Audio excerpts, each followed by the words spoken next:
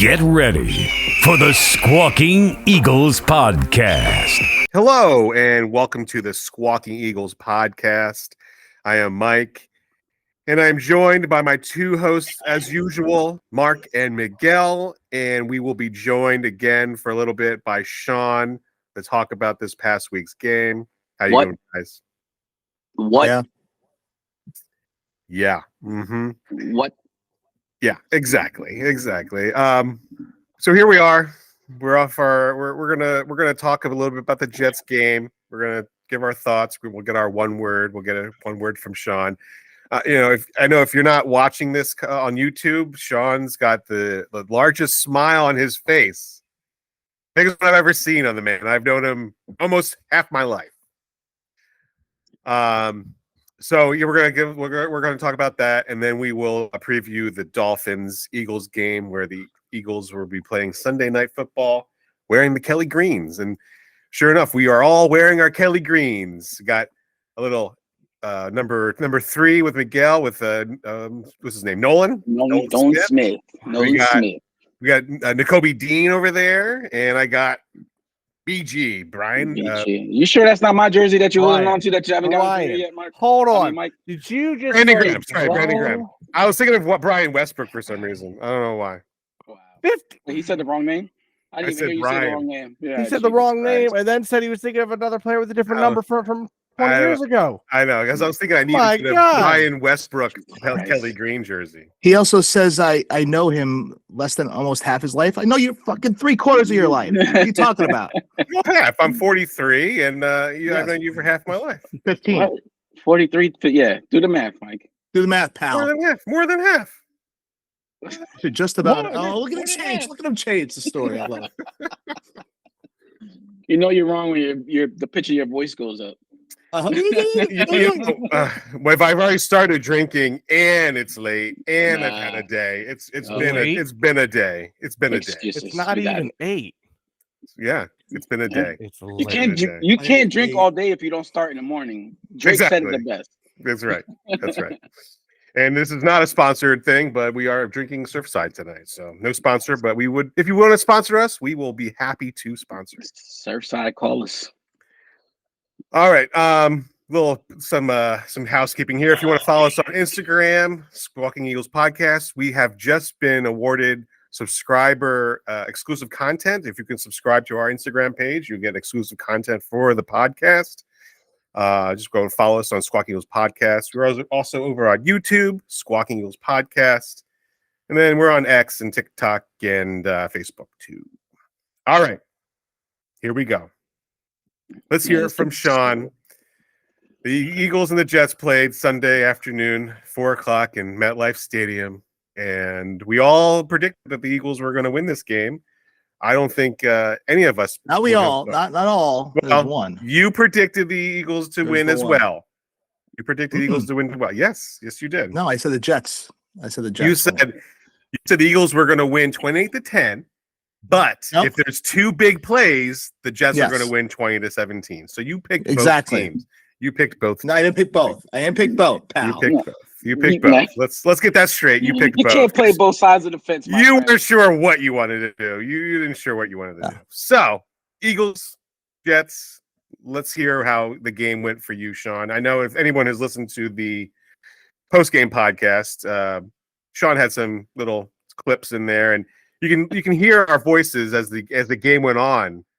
Like we got sadder and more depressed as the game went on, and I felt it when I was recording it, and I listening to like Miguel and Sean's and Mark. I'm like, wow, we were so hyped in the beginning of that game, and you can hear the sadness just setting in as the team. Like I kept saying, like, can we please win the game? Can you close out the game, finish the game? And it was like they kept not doing that. So Sean, let's hear what you have to say. You got 3 seconds. You got 3 seconds. Go. Beautiful. And over. It's okay. It's what I said we needed to do. We had 4 of them. I asked for 2. We had 4 big plays that went to our advantage. Did we capitalize on all of them? No. We have to work on that as well.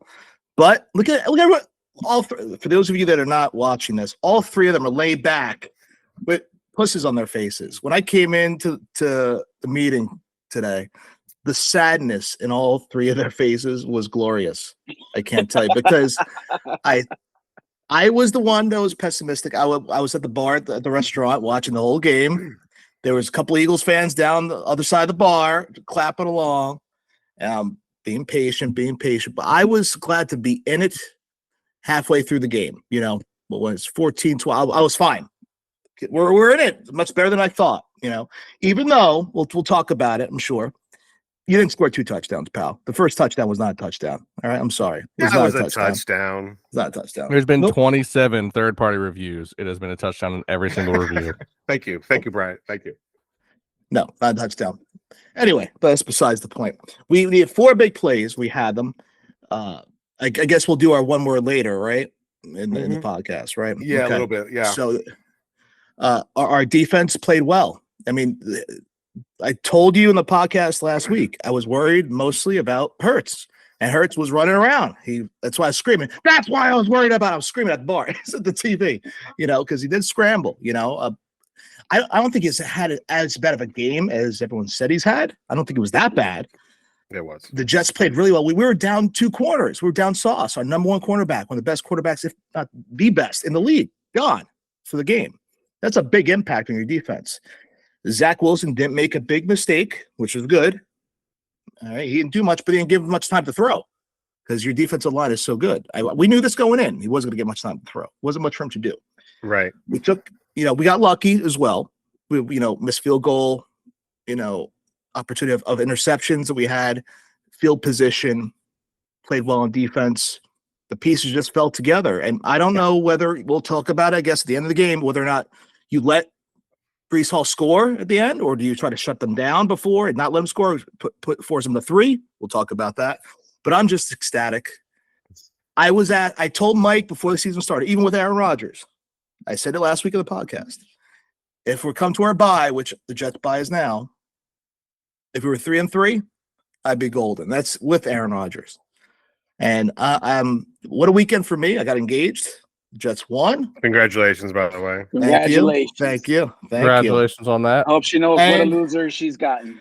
Oh, she's a Giants fan. So I can't talk much about. So what I'm most proud of too is that's all great, but we don't play each other for another 4 years, right? I think that's my calculation. So for the next 4 years, I get to carry on the World Heavyweight Championship between the Eagles. Just make sure you spray paint 1-12 on there, okay? That's right. 1-12 against our Eagles. I'll take it. Joe Douglas was excited. It's like, beating, your parent, It is. It was big, Yeah. It was exciting. It was good for the Jets, but again, like what I told you, we had to have that in place to beat your team because your team's strong. The Eagles have a lot of stars on the team. And for you to win games, those stars have to show up. And I would say A.J. Brown showed up. He's a star. He showed up. Yes. But Devontae didn't show up. Cat Dallas didn't show up.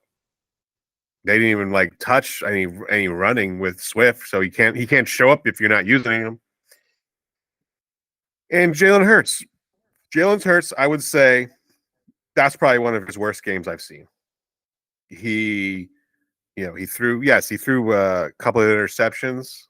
One was the most costly interception of the game, which cost them the game. Those first 2, I wouldn't say they were on him, even though he gets, it's in the books as him throwing the 2 interceptions. It's, Dallas Goedert caught it and then kicked off his leg, and they come on. Yeah. As a fat lineman, that's your dream. Yeah, that was ridiculous. And then we lose Lane Johnson out with a high ankle, low ankle sprain, and Jack Driscoll becomes a revolving door for that right side of the line. So a lot of things happened that were beneficial for the Eagles. I mean, for the Jets that game.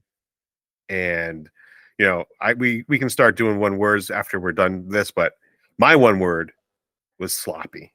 That was a sloppy game. The defenses kept both teams in the game the whole time. Offenses were non-existent, I thought. So, yeah. Miguel, you want to go? Yeah, well, I agree with both of you guys. Mike, you brought it up just now.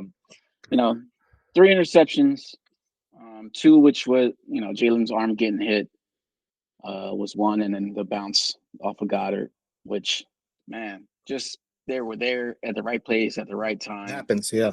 Yeah, it just happens. There's nothing you can do about it. But the fumble and those things you can't recover from, especially when we don't capitalize on getting the ball back from them when we force them to punt, or we get I don't remember if there was a turnover at this point that you guys threw, but again, it's just a repetitive cycle. We keep seeing this. We've been seeing it for the first 4 weeks. They struggled when they got to the red zone. They didn't punch the ball in when they needed to. A couple of times they got called back or whatever the case was. It's just a continuation of what we've been seeing over the past 4 weeks. And the last 4 weeks, 5 weeks, we were able to get out with a win. But this one was just too much to overcome. And it just feels like, the more players we lose to injury, the worse that the season's going to get. It's always a roller coaster season. It always has its up and downs. God damn it. Philly's just lost. Yeah. Kimbrel blew that game. Go ahead. Sorry. Sure just did. Yeah. That was hard to watch. Anyway, lost my train of thought, but yeah, overall, just a bad game, coaching wise. Jalen, I have so much concern about Jalen right now. Just the way he's seeing the field. That last interception is unexcusable. The way he threw that ball into that double coverage, you can't do that, especially when we allow the Jets to score. So we have 2 timeouts and have a minute plus left on the clock to drive down the field. You can't make dumb mistakes like that. I agree. That interception that set up that touchdown for them. If he was just run the ball into the line and just get as much yard as possible, they could have put the game away. But they decided to throw the ball, and they were struggling running the ball. They couldn't figure out how to get around Quentin Williams. It's hard to believe. Which blew my mind because of what we did the week before against the Rams and fucking one of the best defensive tackles in the league. Exactly. Fucking Aaron Donald, and we manhandled him like it was nothing. Maybe it was Lane going down when we had to, bring in Goddard to chip away at the defensive end that was coming in and causing havoc on Hurts' right side there. But I mean, that's still not an excuse. This team should be built to handle a loss like that, and the coaching staff should have had a better plan for pass protection, especially if Lane Johnson or Mailata goes down. Agreed. Mark, you're sitting in the dark, I see. Let's what do you got to say, bud? Yeah, Hello, darkness, my old friend. It feels that way, man. I had to throw this game on. But right now. There's a lot been bothering me. I've been keeping up. I have a lot of things pulled up and looking at all week. One of the things I saw was, and maybe I'm sure Sean can attest this, the Jets, they've got a pretty stout defense. We discussed this prior to on last week's podcast. That's all we have. But if you look back at the Jets season prior to our game, they had a couple losses, a couple wins. But it's like really easy to look at those games and see exactly what worked and what didn't. I mean, they lost to New England. New England's dog shit, for lack of a better term. Yeah, 100%. Do you know why they lost to New England? New England ran the ball 40 times. They lost to Kansas City. And Kansas City had to change their game plan because Pat Mahomes and the passing offense isn't doing it. They ran the ball 35 times, which is not common for Kansas City. Dallas ran the ball 43 times to beat the Jets. But the Jets beat Denver. Denver ran the ball 22 times. It's not great, especially when 15 of those runs were only 15 of those runs were actual running backs. Buffalo did the same thing. Buffalo ran the ball 22 times. Only 16 of their runs were running backs. And I'm pretty sure Sean's pretty happy that first game of the season went his way. Because Buffalo thought, oh, let's just rely on our great quarterback, Josh Allen, Mr. Twinkletoes, and he'll get the job done. And guess what? He doesn't get the job done. So we come in with the number 1 ranked offensive line, the number 2 ranked running back in the NFL, and we decide, let's throw the ball 45 times. Let's run it 22, with only 14 of those carries going to our running back committee, only 10 of those going to our stud. Now, I know you can argue and say, yeah, well, he didn't do that great. He had 10 carries. Guess what? You're not always going to do great in your first 10 carries. Most star running backs are looking at 18 to 22 touches a game. Mm-hmm. There's a very easy sign that says, hey, Jets suck at blocking the run. Pound them. I've said it since we started this podcast. I see on the Instagram being posted all the time. Run the ball, run the league. Right now, I trust Dak Prescott to not throw another interception all season more than I trust Brian Johnson at offensive coordinator. Wow. That is where I'm at right now with the way these play calls are. That's a hot take. That's my hot take today. That is how pissed off I am about that game we just had on Sunday. I'm not saying, I understand every given Sunday, and I'm not saying take anything away from the Jets. The Jets had a hard-fought win.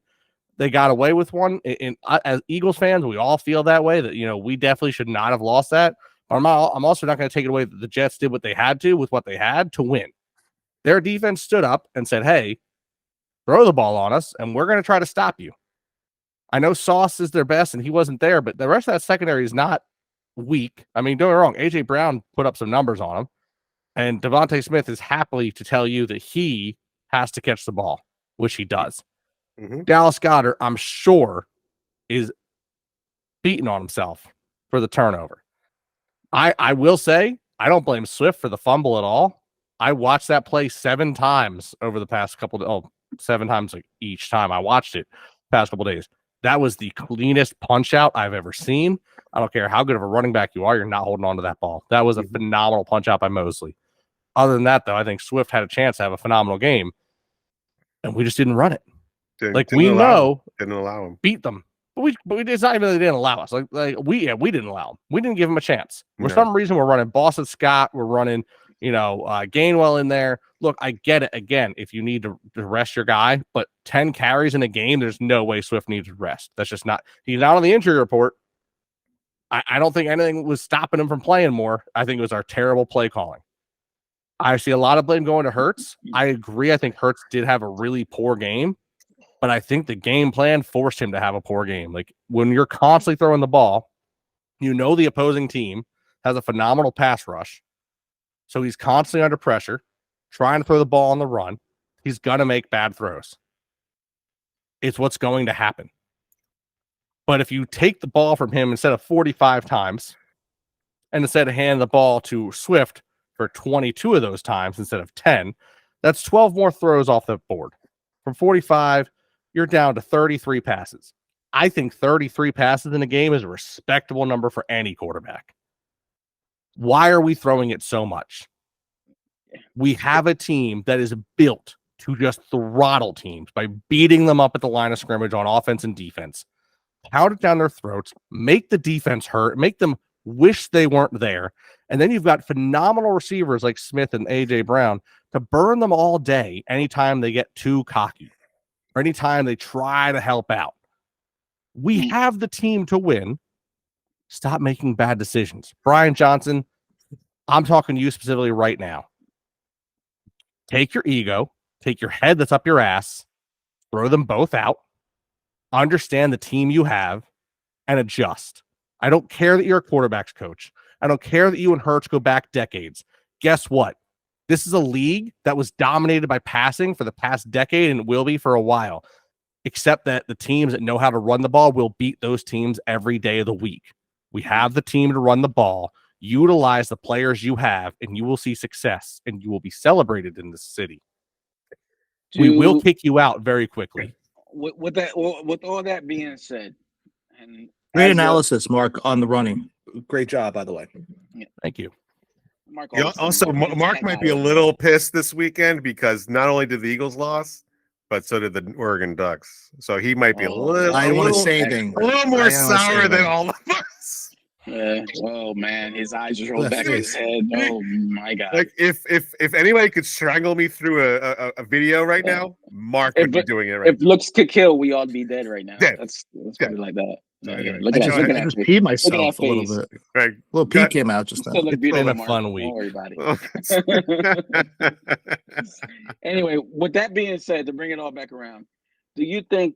Because I had this thought after the game, and it's going to sound disrespectful to Sean and the Jets, but do you think the Eagles collectively, as a team, as a coaching staff, and as players, overlooked this game in anticipation of this Dolphin game and was like, let's not really game plan too much because we think we can get by with a basic game plan, and then shit went left on them and they weren't ready for that, and because they were looking forward, we took the L now.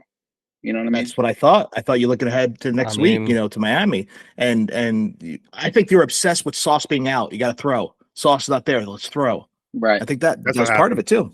Yeah.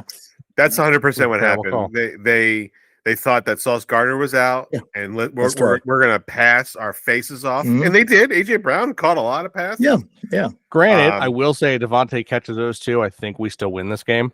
It's a different story. Because there's definitely a touchdown there. Point. Yeah, I also win $1,300 off a $2 bet. So thank you, Devontae, for not catching those. Really glad that I lost out that opportunity. I hit every other leg of my parlay. Thank you to the yards and touchdown. The Buccaneers for losing to Detroit on my parlay. That could have got me $1,100. Thank you. Appreciate it. You thought the Buccaneers were going to beat Detroit?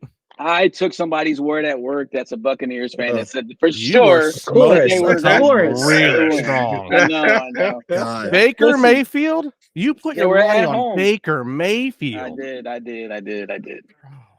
Yeah. So I already said my one word for this game. I think we've all kind of have put it out there how disappointed we are about this game. We were expecting something, and then we did not get it all what we expected.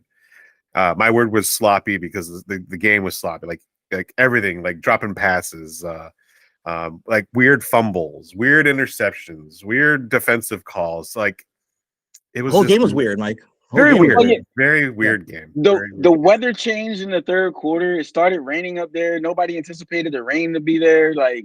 Everything we needed happened. All these things. It's the only way that we were going to win. No, you said it, John. You said it. The Eagles were going to lose the game if the Jets pulled off a crazy play, and they did. They pulled off some crazy things, and it all went the Jets' way. Like once they start talking more, like Eagles are 12-0, 12-0, 12-0. I'm thinking, oh no, like it's going to happen. Like they can. You can never go through a game where like, okay, we're going to go 13-0 because it was like almost inevitable that it was like the odds were stacking up against them. It was just not. I will make one point. I believe if you go back and listen to last week's podcast, I believe I stated that Hassan Reddick would have 2 sacks, that Josh Sweat would have a sack. And I believe I said Carter because at the time I thought Carter was going to play. Yeah. But Hassan Reddick did end with 2.5 sacks and Josh Sweat did end with a sack. So they did. You're right. Some of my hot takes are worth it. So Zach didn't have time to throw the ball. He come through. I mean, nothing he did. He didn't make a big mistake, but he had time. He can do anything. Yeah, he didn't make any stupid plays. And Garrett Wilson still put up 8 or 90 yards on us. Yeah. Mm-hmm. All right, Sean. We have one word we usually describe the game that was just happened. So mine was sloppy. Do you think you can have a word to give us? My initial word was going to be lucky. Because, like I just said, we were luck all around, But I'm going to move forward to be positive. I'm going to say defense. Defense. That's my one word. The Jets defense. That's all we have right now. I don't care how many times Saleh could say we've been in the red zone opportunities 9 times. We don't score. We don't score. That's all it comes down. We don't score. We have to score. Zach Wilson's getting better in small increments, not making big mistakes, but we have to score. We can't rely on this type of situation every single week. I understand how you guys feel because this game to you guys is how I felt about the Patriots. We should have won that Patriots game. So I get it. If I thought flip in reverse, I thought we'd beat the Bills, thought we'd lose to Dallas, beat Patriots, lose to Kansas City, and then lose to you guys, and then beat Denver. That's what I thought. So I understand completely how you feel, but we got to get better. Maybe this will give us more opportunity for momentum, learn from our mistakes, give the bye week for Zach Wilson to improve. Don't worry, guys. You're an unbelievable team. That's why I was so excited. I won't be this excited if it's against the Denver Broncos is happening. You're a good team, and that's why we never won against you guys. So I mean, it was exciting to have that opportunity. So I mean, I blame all that on Johnson. By the way, Johnson, you have literally ruined an entire record because of your absolute idiocracy. Well, if it were up to me, you would be gone already. I took a poll online on Instagram this week, and the poll was: should Nick Sirianni take over play calls from Brian Johnson this week? And out of the 100 people that voted on that, 86% of the people said yes. Nick Sirianni should start play calling, and Brian Johnson should just sit. Is that anger? Is that Mark anger right now coming through? No, I would no, because it's been this way all season. Our team has not performed the way it should all season because of the way his play calling has been. We've been throwing more all season than we should be. I would bet you if you let a Madden simulation choose the play calls, will perform better than the way he's choosing play calls right now. We would have seen that. These if are upload. Absolutely horrendous. Actually, the simulation was abysmal. we literally won 7-3. It was the worst simulation we had yet. Wow. So I apologize. It would not send. Could not get it to work. I get it. I know I get it because we said the same thing about Nate Hackett the first 3 games. The play calling was I think terrible. Swift ended with like 120 rushing yards. So yeah, imagine that. About that. But regardless, the Jets won. We broke the streak, and that's not an insult. That's just a fact of life, baby. Take your ass out of here. Get him out of here. Record for the rest of my life, and it's gone. Miguel, what is your one word for this game? Let's close it out here. Regressed. This whole offense has regressed. It's clearly not the offense of last year. We continue to struggle in the red zone, continue to struggle to put up points. Whether it be who calls plays or the players themselves, something needs to change. Jalen needs to wake up and play like the number one quarterback of the league that he is, that we know that he's good. Yeah, he's good. He just I don't know what he's seeing, or I don't understand it, but it needs to be fixed. So regression. Okay. Mark, what's your word? Elementary. Because I think it would take elementary level education to call this game better than it's been called. To correct the offense. Because honestly, I think part of it right now, I don't know for sure, but I feel like there's got to be something else in the play calling that it's got to be ridiculous right now. There's got to be more than needs to be in every call for Hurts to be showing this much regression, for him to be staring down receivers like he has never been quarterback before. I mean, he's playing like a high school. Like, I'll go to a high school game this Friday, watch our local team try to stay undefeated, and I'll bet that quarterback doesn't stare down his receivers as much as Hurts was in that game. And I like Hurts. Hurts has been playing great for us the past year. He proved to us a year and a half ago he could do. Then last year he really put it together. And this year it's like he hikes the ball and he goes, that guy. It's so bad that Mark Sanchez made a comment on the commentary about it. Like, he was pointing it out himself. Butt fumble. Exactly. Yes. It was bad. And I don't understand what's going on. You and me both. I really don't know. Like, he looked like Dak Wilson. I was like, honestly, I think he looked more like Russell Wilson. Yeah. Like 2022 Zach Wilson, maybe not 23 Zach Wilson. Yeah. That's right. I saw a stat where Russell Wilson lost 16 games. Took him 53 games to lose 16 games with the Seahawks. It's only taken him 18 games to lose 16 games with the Broncos. Terrible. Yeah, and that's not a good thing because they put a stat. Remember, they were comparing Russell. Yeah, they were Russell Wilson. Yeah, that is not a good thing. That was not good to see. Wow. We're leading in interceptions. Well, Jimmy G is, but he's out. So Right now, Jalen's leading in interceptions. Jalen only threw 6 interceptions last year. Now he's got 7. Already at 7. And honestly, though, like a lot of those interceptions, like 2 of them, 2 or 3 are really not, they're tips. Bounces, lucky bounces. Yeah. Just the tip. But you got to expect those. I mean, you guys know I'm a fan of Herbert. He didn't throw a pick all season. He threw one, had a bad bounce. He had a pick. You got to expect somewhere along the line you're going to have a bad bounce and pick. You could be the best quarterback in the NFL. You're going to throw picks. Mm-hmm. Yeah. But you got to capitalize by not throwing the obvious ones. Mm-hmm. And some of those were obvious ones. Agree. Listen, guys, pick your heads up. I'm on your side now. Because this week, you're out of a big W. You're out of the group chat, by the way. You're done. You're out. Go ahead. No, I got Kelly Green on right now. This is NWO black and white. You're NWO red. Go over there. I think boarding call for you, man. Last call for your plane. So head on out, Jet. Sean, thank you so much for coming on and discussing the games, and congratulations on a solid win for your team. Congratulations on your engagement as well. Thank you, gentlemen. Congratulations on your engagement. We Wish hope you to be success invited the rest to of the your wedding, life with that. or at least the reception. Yeah. Looking forward to that free alcohol open bar. Yeah. Looking forward to that. You guys. Hey, maybe we'll hop back on. Shoot me a message. Hey, if it's on a Sunday, we'll have to record during the wedding ceremony. We'll have to record if it's on a Sunday. Trust me, it's not gonna be during football. Don't worry about that, pal. So I can't imagine him being that stupid. We still record out anyway on the off seasons here and there. It's We not might have to do that. We'll figure it. So, Yeah. Again, thanks, buddy. Right. Thanks, guys. Have you on. All right. Good luck this week. All right. Yeah, Thanks. you too. Yep. Thanks, man. See you. And now that he's gone, thank God. thank Jesus goodness. Lord. Now we can talk about this week's game. This week's game. Actually, before we do, yes, go ahead. I just want to bring up a little something that I saw that was like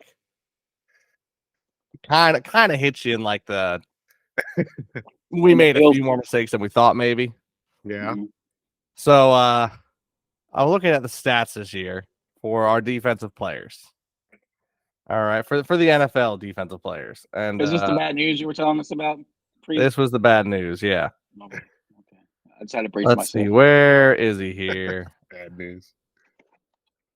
So if you were to go Google NFL player stats and you're a defense, the leading tackler for the Eagles, which doesn't want to show here for some reason, is Reed Blankenship. He has 39 tackles. He's our leading tackler. He's somewhere along the line of like mid 40s to 50s in the NFL total for leading tacklers. Mm-hmm. However, of the few defensive players we let go this year, where's Edwards? Over here at about 12 is Kaiser White at 55. TJ Edwards is number 2 with 70.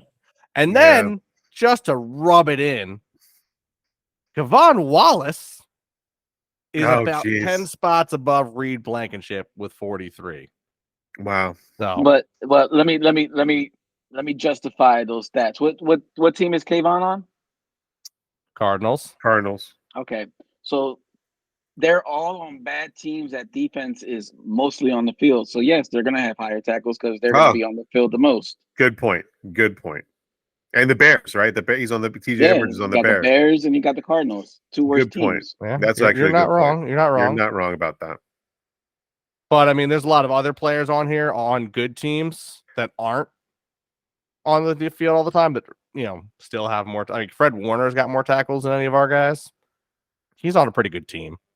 True. Bobby Wagner's on a pretty good team. He's up there. Right. There's a few pretty good players with a lot of tackles. Just saying, it's just our team's kind of well, a little bit more salt in the wound. Yeah, our offense can't get in the red zone, and our defense is just the secondary is just struggling right now. So it's just like, weird how we could just run the ball and fix all those problems. Right. Well, Howie went out and thinks he might have maybe solved the red zone problem, and he went out and signed Julio Jones. Now, Julio Jones was a great player. He's a Hall of Fame player, and there's a lot of people online who are hyped up about it. I'm not too hyped up about it. I don't know Yeah. how much he's got left in the tank. He says he's got a lot. He's got plenty of left. Well, he had plenty left. Why isn't he not? Why wasn't he on a team anywhere? That's my concern. Right. Well, Um, maybe because he wanted to play for a contender and he wanted to see how things are going to play out. Sure. We can go that way. Okay. So he's going to be our number 3. Is right. He's not going to be in the slot. He's going to be on the outside. Maybe Devontae's going to be on the inside. We're definitely going to have to see him this week, right? Is that a question? We're definitely going to see him play. Well, you it got to. depends You on got- how he practices. Yeah. Well, he already practiced today, and I think because Quez Watkins is going to be out for a while, and he could be out for the rest of the season as well as and God forbid if we lose Jalen or AJ, I mean Devontae or AJ, who's going to be the other outside? We're going to put Calcaterra out there. Like Calcaterra, he's decent, but he's not an outside receiver. No. So, Well, And now, can I Lane can I cut Johnson, for a little on this? real quick though, Lane Johnson and Devontae Smith practiced today, and they are okay to play. They said That's true. I did see that as well. I have the injury report over here. Yeah. Showed they should be playing. Darius Slay should be playing. Sidney Brown, Eli Ricks. Yeah. they need However, everybody, all hands on deck. Bradley They're gonna Roby and Blankenship will might not be playing. So No. Blankenship ain't playing there's with that bruised rib. Listen, No. I was not. I had to really start when I had talked to my cousin and my brother in the group chat.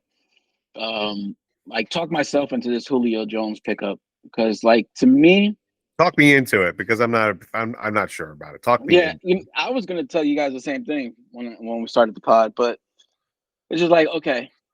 Let's just say everybody's healthy on offense, right? You can throw Julio Jones in that slot. That gives you a big target in the middle. Not only with Goddard, you got Julio in the middle to catch the ball, in traffic.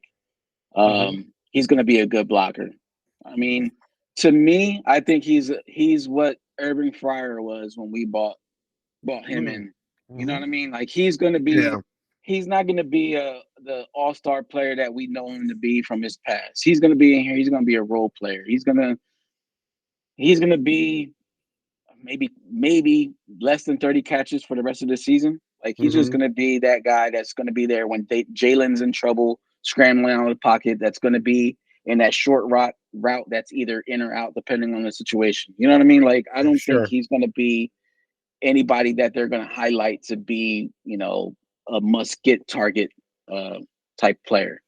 So I figure he's going to help on that side, but we really need help on that defensive side, especially in that secondary. A lot of help. I mean, I don't know. I saw the rumor of they were talking to Denver for Patrick Surtain. What's that going to cost us? What are we willing to give up? Because if I think about it, I mean, he's young. Well, also to go on record, Patrick Surtain had said that he doesn't want to leave Denver. He loves Denver. He wants to finish a Bronco. I think he might be saying that, of course, just to say, hey, I still want to leave here, but I don't mind being traded either to the Eagles. Also, that jacks up the prices because now it's he doesn't want to leave. So yeah.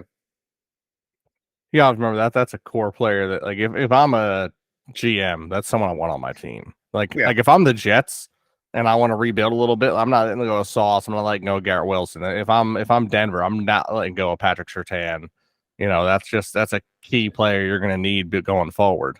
It's star corners and star secondary in general are not that easy to come by anymore. They are, they're not nearly as common. Players are getting faster. You got to have some of the best players we thought were going to be the best just aren't as good as they were very quickly. I mean, we're already seeing players who were top corners a few years ago bottoming out. I mean, it's definitely quick. I will say 2 other things I wanted to pick up on this. One on the injury report. Now, granted, I don't expect he'll play, but the Dolphins did activate Jalen Ramsey prior to this week. So just one more thought of someone that may be on the field against us. I will say in Julio Jones' career, at least from the stat I'm reading from PFF, and I'm not saying it's 100%, it might not be. This was published this year in 2023. Of his time in Atlanta, he received just 12% of red zone targets. He was 6th on his own team when he was the star receiver. So a lot of people are saying he's a big body, he's good in the red zone. Right. He I doesn't mean, have a great history in the red zone. we had that example when he dropped the pass in the end zone in the NFC Championship game when we went to the Super Bowl. Yes, Like 100%. we've You're right. seen it. We've seen it firsthand. Yeah. So You're you right. know, Was that a what- red zone play though? It was. Yeah. Oh, was okay. I couldn't remember. It's been a Yeah. minute. My brain's was all over the place right Matt now. Ryan threw it too high. And Oh, he yeah, was yeah. not. He was not tall enough to grab it and bring it down. The Eagles go to the Super Bowl. You know, the Eagles are going to be playing the Dolphins this week, Sunday Night Football. They're wearing their Kelly greens. It's, you know, they're coming off a loss. The Dolphins they're 5-1 as well. You know, the Dolphins are not the Jets. And I don't think the Dolphins defense is as probably good as the Jets, but their offense is way better than the Jets. I think this is the most high octane offense we're probably going to see all season. You know, what's his name? Mike McDaniel, was that his name? Mike McDaniel, the coach. Yep. Yes. I like him. He's a funny guy. He's a funny guy, but boy, like they've got all kinds of weapons. They've got Waddle, they've got Mostert, Hill. they've got Tariq Hill. Like they've got these guys that are speedy and they can catch and they can open up a game. The Eagles are suffering. Mike, don't only that you can't. I give you credit. Yes, the players, but they also have a coaching staff that fucking comes up with some crazy design plays. I know. I like their coaching staff. I know. Yeah. They do. They've got a good coaching staff, and you know this game could go, I think, two different ways. The Eagles have to come out with like a killer instinct here, and they gotta score. I feel they have to score on every single time they have the ball. They can't punt. They cannot punt. They cannot have that. There's no luxury in punting this week. I really don't see it. They have to score touchdowns, field goals, whatever. They cannot punt the ball at all. And I think as soon as they start punting the ball, they're going to lose this game. I'll give my score a little bit later. I just think that the Eagles are going. The Eagles are going. We're going to see who the Eagles are this week. Are they a team that can bounce back after just a disgusting loss and defeat a team that they should beat because they are a defending, you know, they're a Super Bowl contender team. They should be able to beat the Dolphins. They should be able to outplay the Dolphins and win. I don't know if they can. They don't have a very strong defense. We've seen that against every team they've played. Even when they've blown out teams, their defense has not been there to just shut out people. You know, we have possibilities. We've got talent. We've got the team. It all just comes down to the game plan. And hey, maybe we overlooked the Jets because we were game planning so hard for this game. I doubt that very much, but you know, we'll see.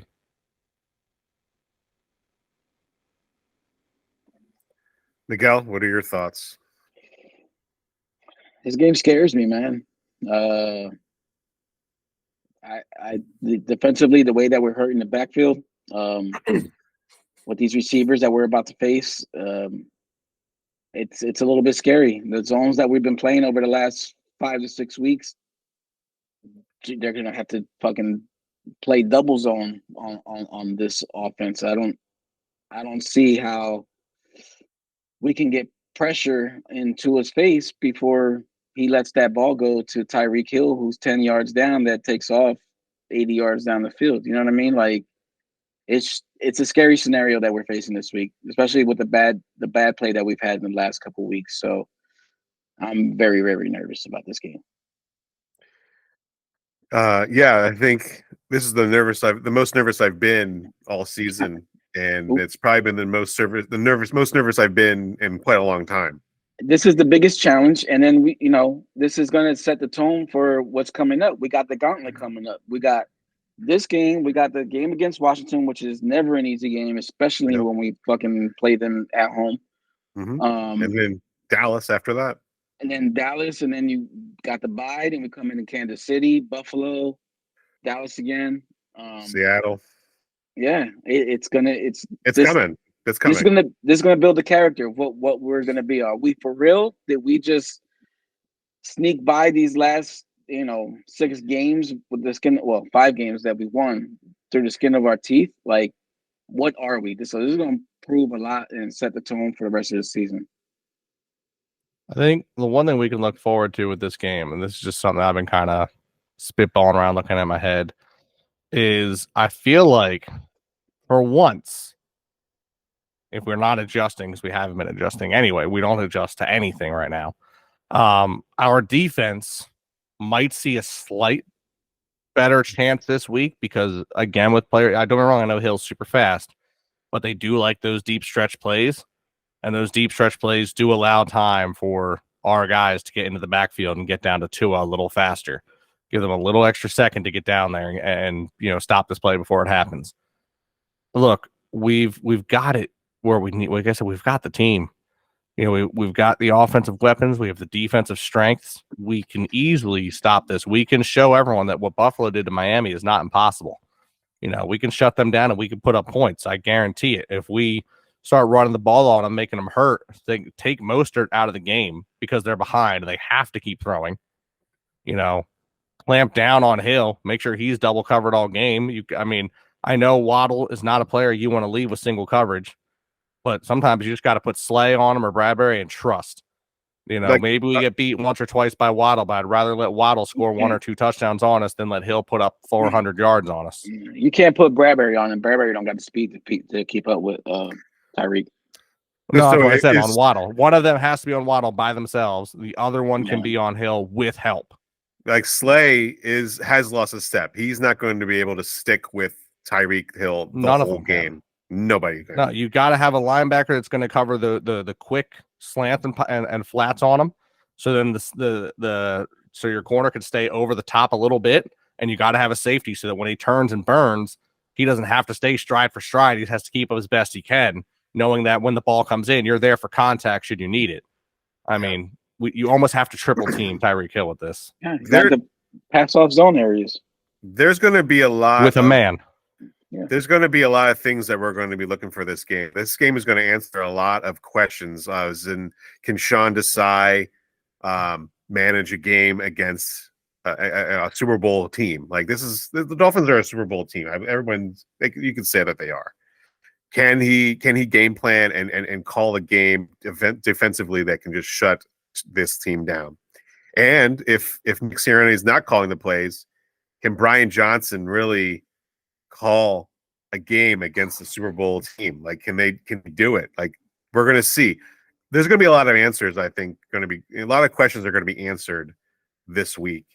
And I didn't think they were going to be so many in week 7. Like, I wasn't expecting it to be like this.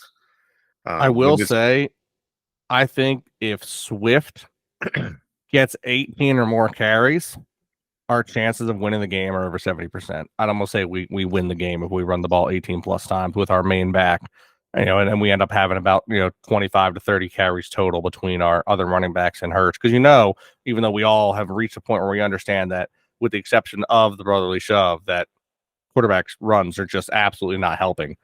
Yeah, they're not. But you're gonna expect us to get between 25 to 30 runs. I think we have a much better chance to win. I still think. I would like to see Swift get 23. Honestly, I would say 22 to 25 carries where Swift needs to be for us to win almost every game the rest of the season.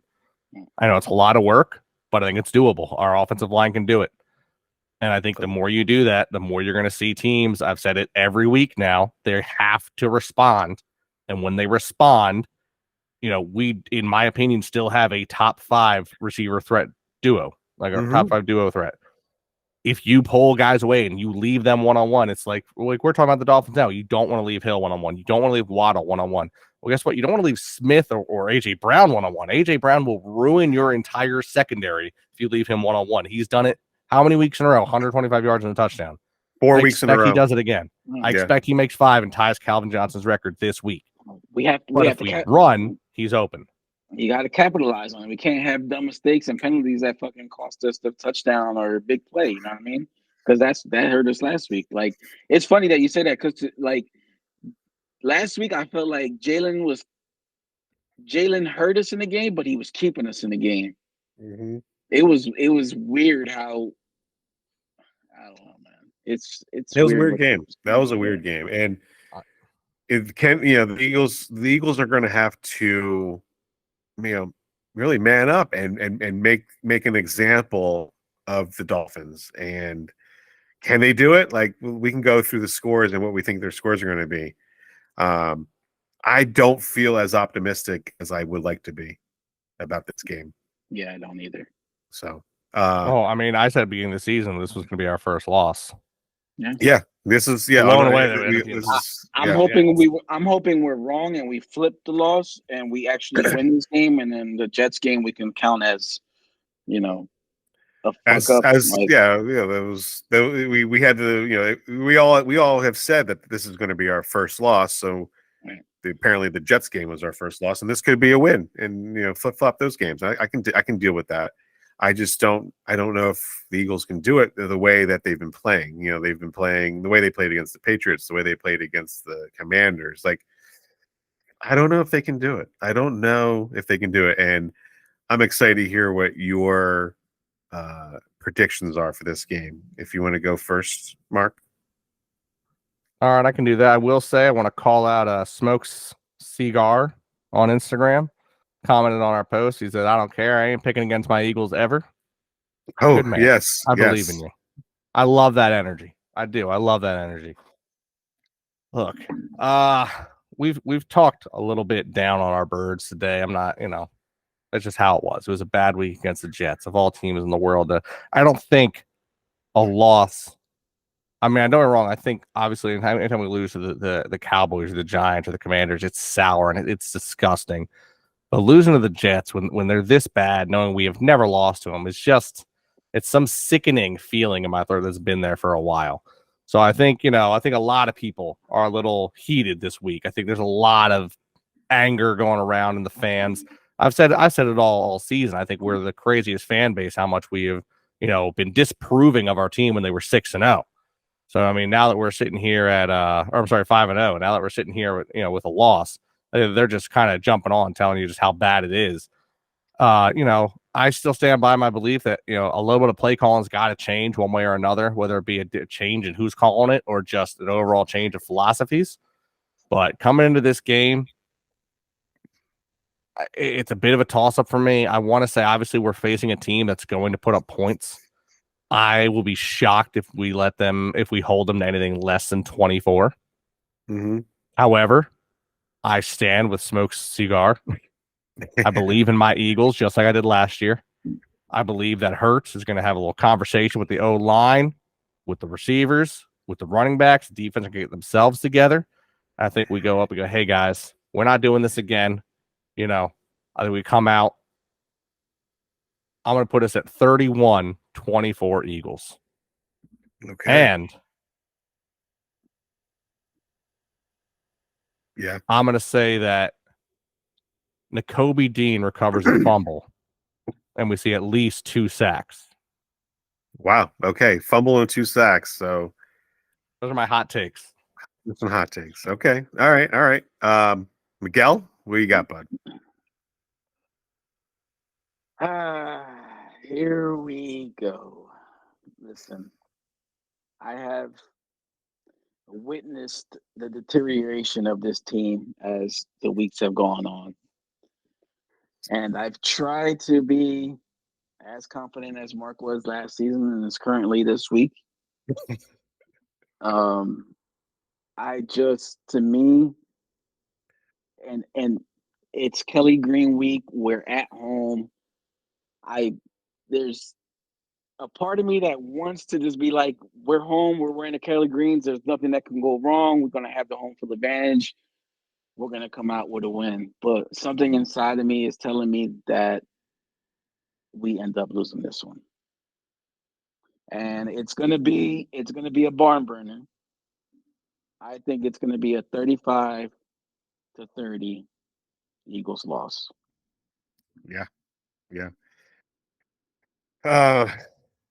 I feel the same. I feel what you're laying down right there.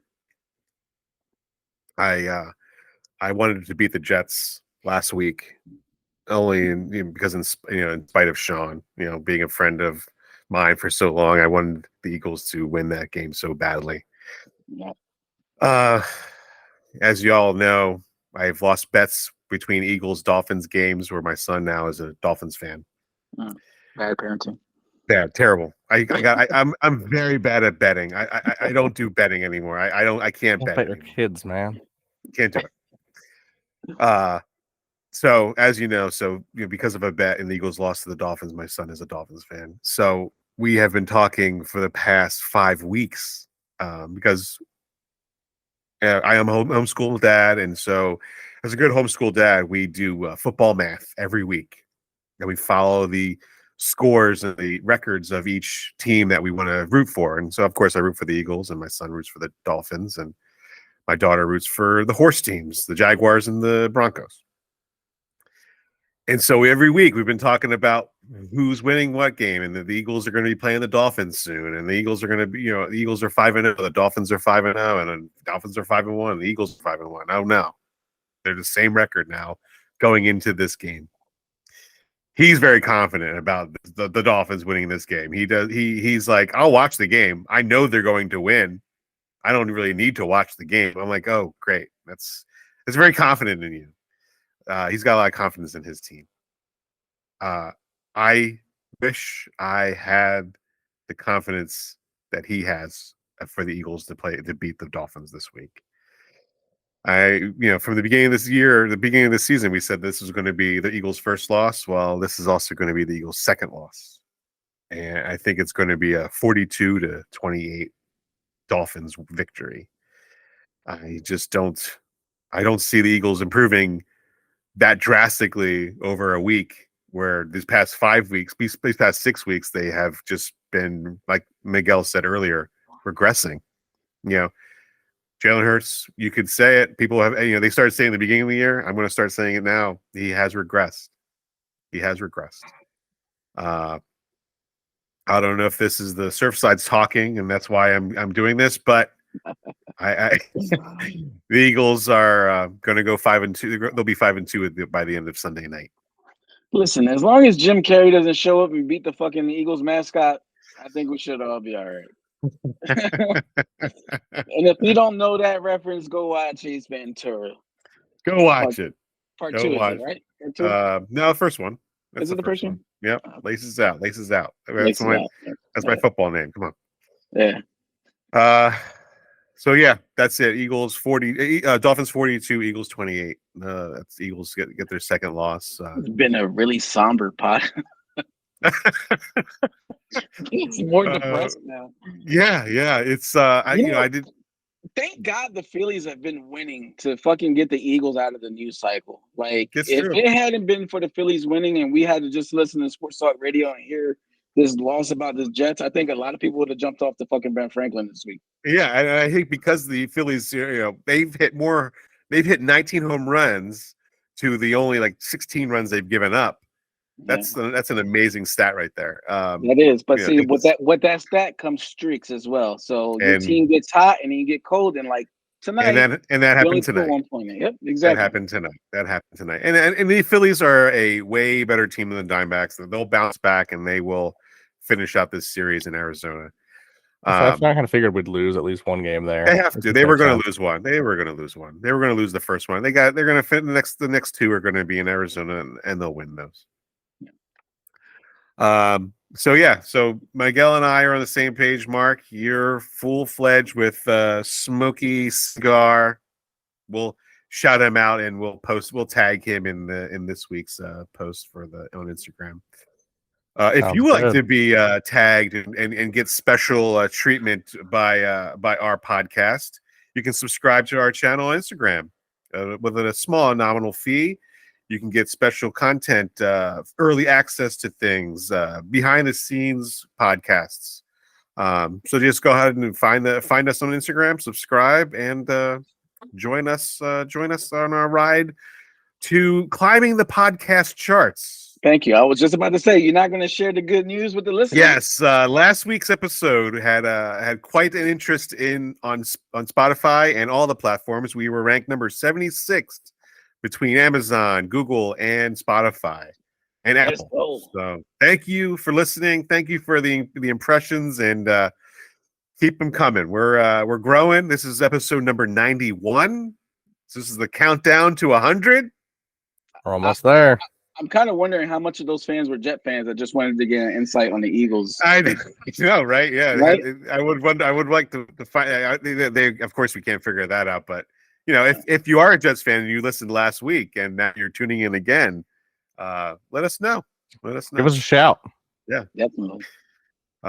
we just hit 8,300 followers on Instagram. Nice. So we have a couple of people on Instagram. No Philly podcaster. He's building a Philly Eagle bus. He's building a bus, like a party bus.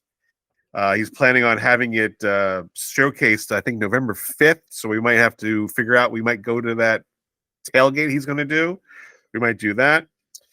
We have a couple of affiliates coming into on the podcast. We haven't had any official promos for them yet, but we do have a couple of affiliates coming in. A Jersey affiliate. We also have like an affiliate that has it's kind of like a throwback to Pro Bowl work. They're doing that. It's like kind of nice t-shirts and hats and stuff like that. Gotcha. So keep looking out for that stuff, and yeah, that's it. I think we've all had enough of our somber podcast of the Eagles' loss, and I sadly we think there's going to be another one coming. But hey, if I'm wrong, I'm happy to be wrong. Happy to be wrong. I agree. Yeah, we're done with the eulogy of this Jets game. Let's bury that shit and let's try to move on. And let's hope Mark is right this week. Yeah, Mark can be right. Mark can be right. Behind me, boys. I'll carry us to victory. Yeah. Yeah. So that'll do it. That'll do it for us. Tune in on Monday or Tuesday for our post game podcast. Again, follow us on Instagram, YouTube. If you're listening on Spotify, leave us a follow. Give us a follow. Leave us a like. Leave us a comment. Love to hear from you. I'm Mike. That's Miguel.